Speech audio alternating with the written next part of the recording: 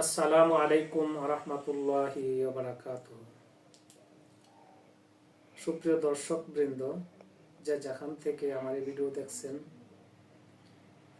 আশা করি সবাই ভালো আছেন। আর আমিও আপনাদের দোয়ায়, আল্লাহর অশেষ কৃপায় এক প্রকার ভালো আছি। আজকে আপনাদের সম্মুখে আসার কেবলমাত্র কারণ, মশার অত্যাচারে ঘুমানো বড় দায়। তাই ভাবলাম যে আমার মতো না জানি আরো কতজনে মশার জন্য সমস্যায় আছে, তাই আজকে নিয়ে আসছি মশার কবিতা।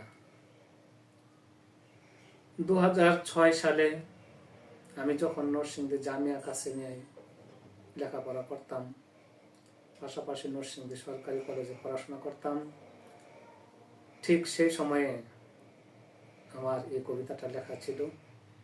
মশার স্বভাব চরিত্র দেখে দেখে আমি কবিতাটি লিখেছিলাম। তাহলে বন্ধুরা, দেরি না করে শুরু হয়ে যাক আমার মশার কবিতাটা।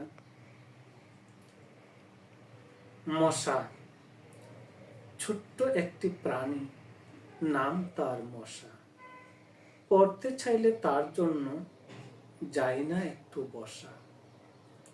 কয়েল দিয়ে মাঝে মধ্যে যদিও যাই বসা, হঠাৎ কয়েল নিভে গেলে কামড়ে গোটাই দশা।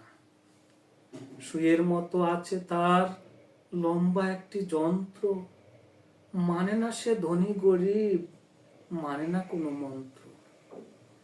চোখের মধ্যে আসে যখন একটুখানি ঘুম, কানের পাশে এসে মশা আওয়াজ করে ভুম।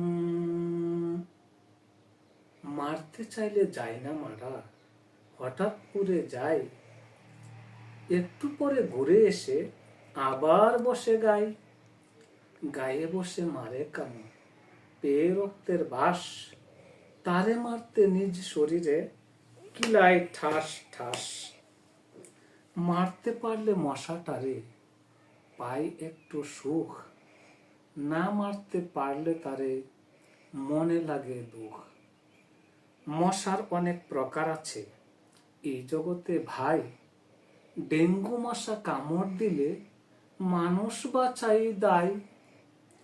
সকল মশার একই স্বভাব, কামড় দিবে শক্ত, উদ্দেশ্য একটাই, খাবে শুধু রক্ত। মশারি ছাড়া ঘুমিয়েছিলাম আমি গতকাল, সকালবেলা দেখতে পেলাম উভয় গালই লাল। মশার জন্যে মশারি বাই, জেনে রাখো সবে, রক্ষা সবে পেতে পারো মশা থেকে তবে। আসসালামু আলাইকুম ওয়া রাহমাতুল্লাহি ওয়া বারাকাতুহু।